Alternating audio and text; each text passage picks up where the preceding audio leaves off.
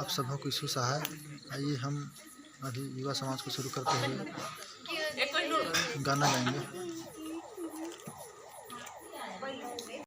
मेरहाराजी सुखेड़ पानु भाई भाया रे गुचार आकालो रेपा अलग मेरहाराजी सुखेड़ पानु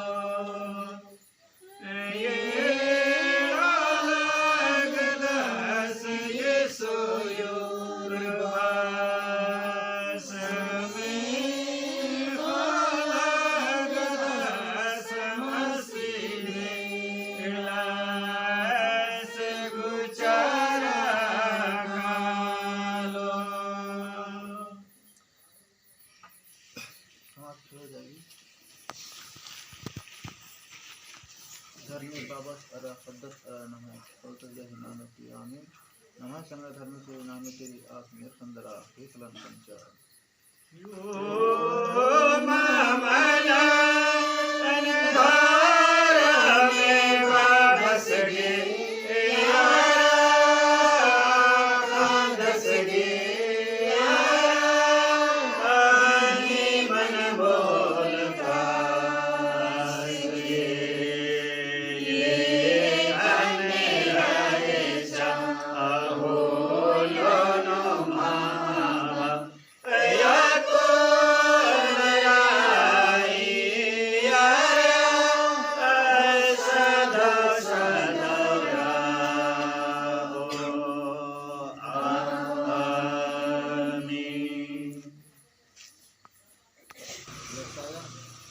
चालीस उसका 31 पर तो कोई आगे आके पढ़ देंगे।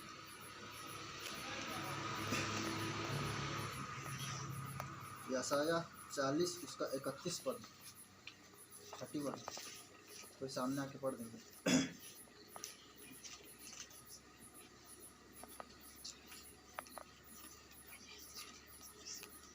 और एक ठीक मिलेगा निर्गमन 19 उसका 4 पद पढ़ेंगे कोई भी कौन सा ठीक है कोई और एक घंटे आ जाना है निर्गमन उसका 4 यशाया 40 उसका 31 पद परंतु जो यहोवा के बाट जोते हैं वे नया बल प्राप्त करते जाएंगे। वे उबाकों के समान उड़ेंगे। वे दौड़ेंगे और श्रमित ना होंगे, चलेंगे और थकित ना होंगे। निर्गमन 19 उसका 4 तुमने देखा है कि मैंने मिस्रियों से क्या क्या किया। तुमको मानो उकाबुस पक्षी के पंखों पर चढ़कर अपने पास ले आया हूँ। यहाँ तक आना बच्चा पढ़े जाना चाहिए सभी को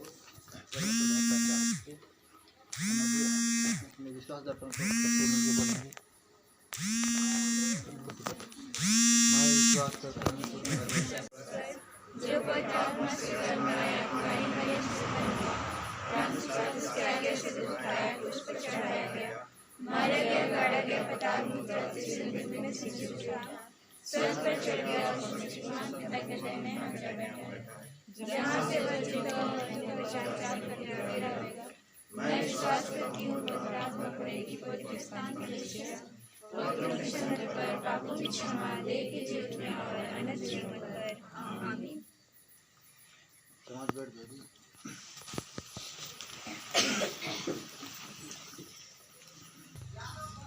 निर्गमन 19 उसका 4 में पढ़े सुने अभी वचन, उसमें एक पक्षी के बारे में बताया गया है।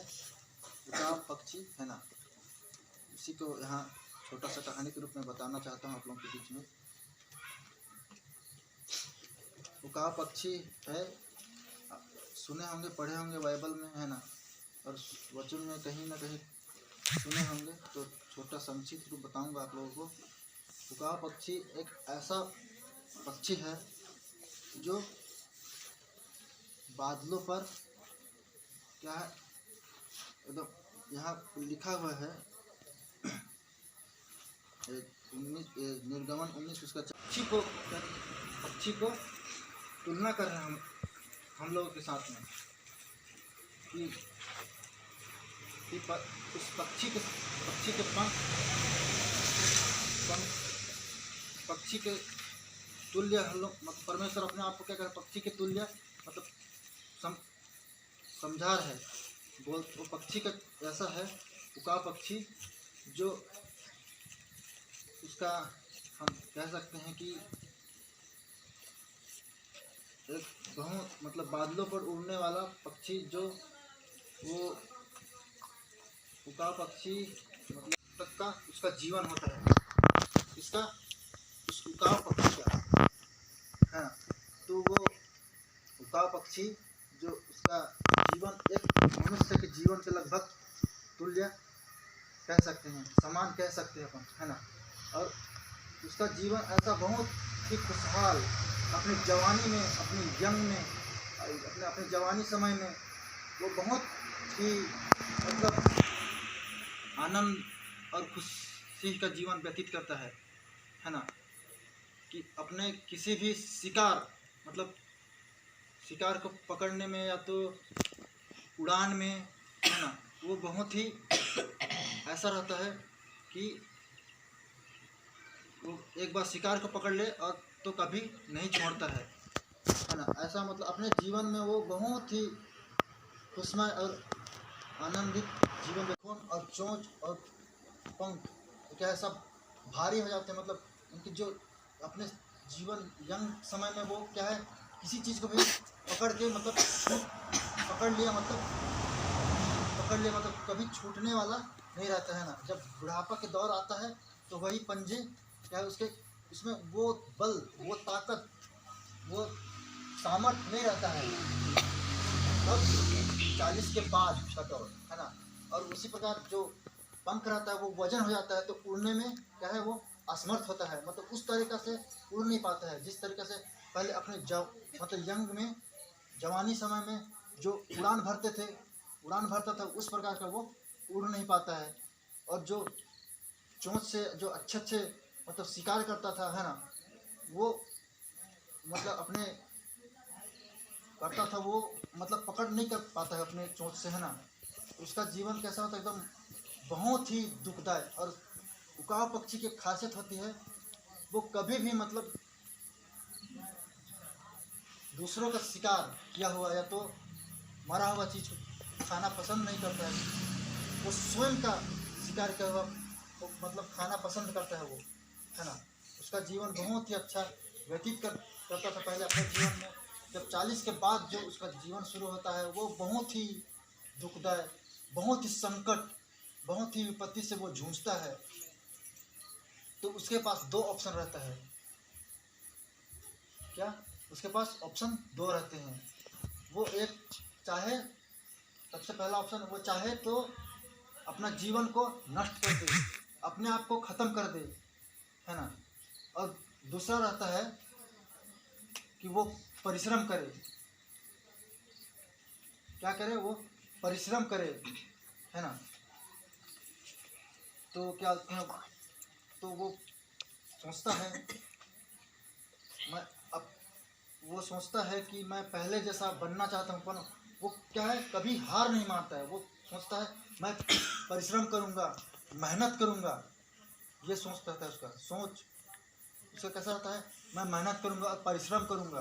तो वो क्या करता है एक सबसे ऊंचे पहाड़ में चले जाता है। कहाँ पहाड़ों में चले जाता है वो पहाड़ों में चले जाता है। और उसका समय वहीं से बहुत ही दुखदायक, बहुत ही विपत्ति में चलता है।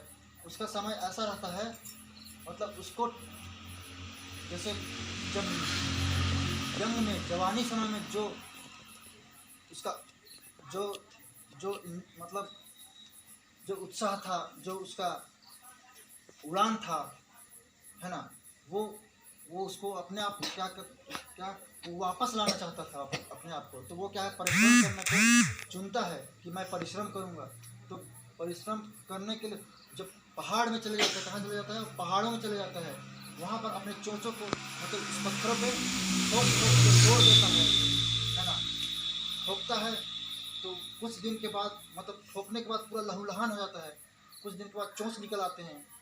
चोंच निकलता है उसके बाद में अपने पंख के जो नाखून होते हैं वो नाखून को वो क्या है चोंच की मदद से तोड़ देता है। फिर कुछ दिन के बाद फिर पंजे और मतलब नाखून और चोंच को से मिला के अपने जो पंख होते हैं डेना है ना, पंख को क्या करता है वो पंख को क्या है कुतर देता है ना। कुतर देता है तो क्या है वो इस जो ये दौर चलता है ना, मुँह मतलब चोंच को पत्थरों में फोड़ना और उनके नाखूनों को पंजे को निकालना और पंख को कुतर डालना, इसका समय करीब आप लोग कह सकते हैं लगभग से लगभग 150 या तो मतलब 5 मंथ इतना 5 महीना लगता है उसको। वो सोचो कितना दुख में रहता है, कितने संकट में, कितने विपत्ति में रहता है वो, क्योंकि उसको ये सब करने में करीब 5 महीने बीत जाते हैं, है ना।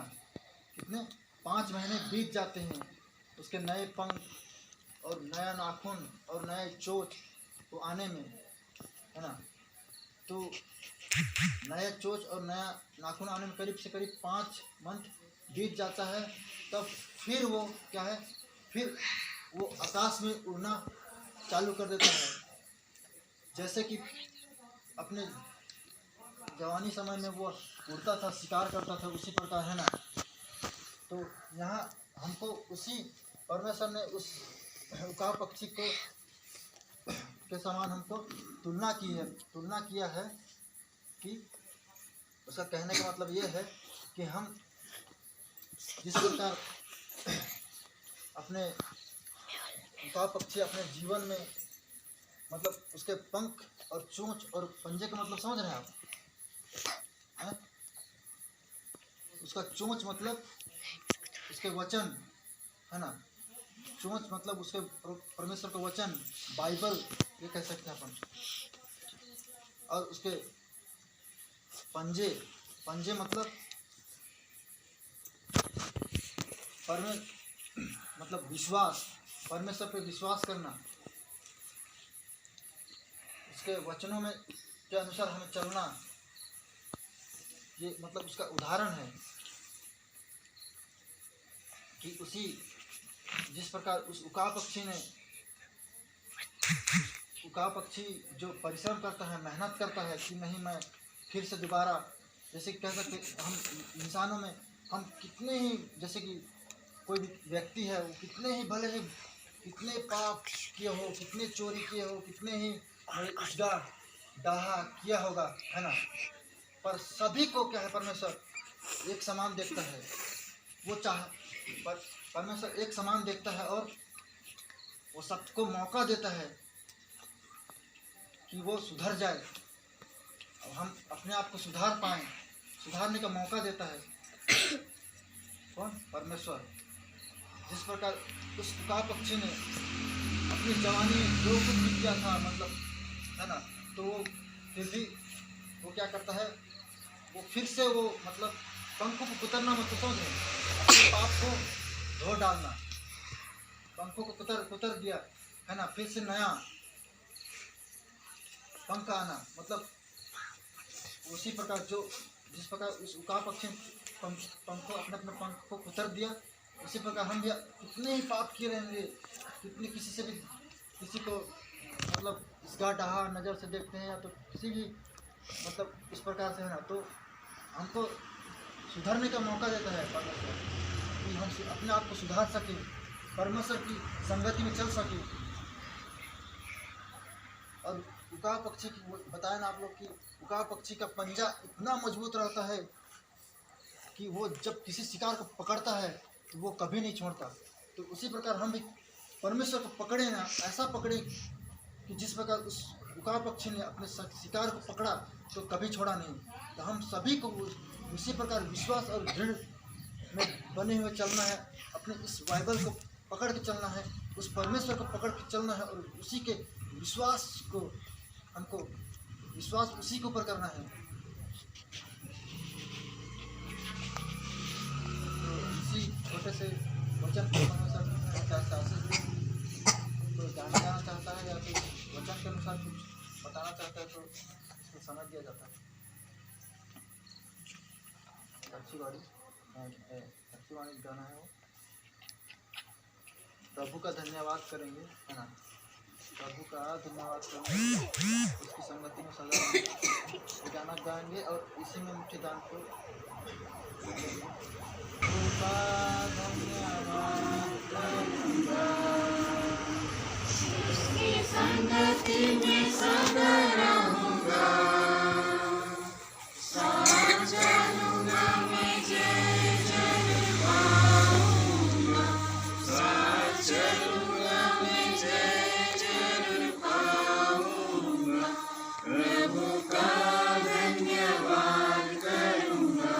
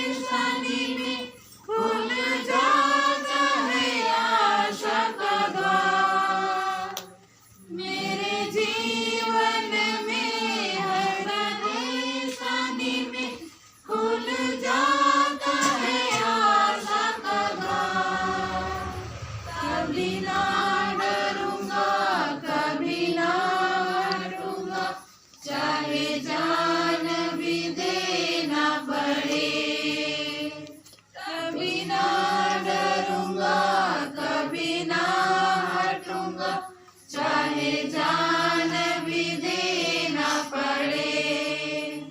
प्रभु का धन्यवाद करूँगा, उसकी संगति में सदा रहूँगा। साथ चलूँगा मैं, जय जरूर पाऊँगा। साथ चलूँगा मैं, जय जरूर पाऊँगा। प्रभु का धन्यवाद करूँगा। कितना अच्छा है वो, कितना धन्य है वो, यीशु मेरे जीवन का साथी। कितना अच्छा है वो, कितना धन्य है वो, यीशु मेरे जीवन का साथी। मेरे जरूरतों को पूरी करता है वो, कोई घटी नहीं मुझको। मेरे जरूरतों को पूरी करता है वो, कोई घटी नहीं मुझको। प्रभु का धन्यवाद करूँगा, उसकी संगति में सदा रहूँगा। साथ चलूँगा मैं, जय जरूर पाऊँगा। साथ चलूँगा मैं, जय जरूर पाऊँगा। प्रभु का धन्यवाद करूँगा।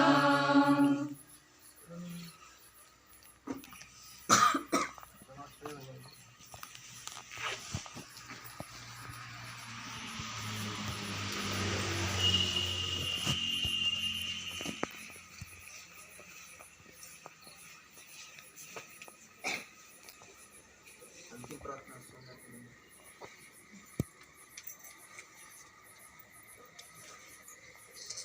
आइए हम लोग प्रार्थना करें।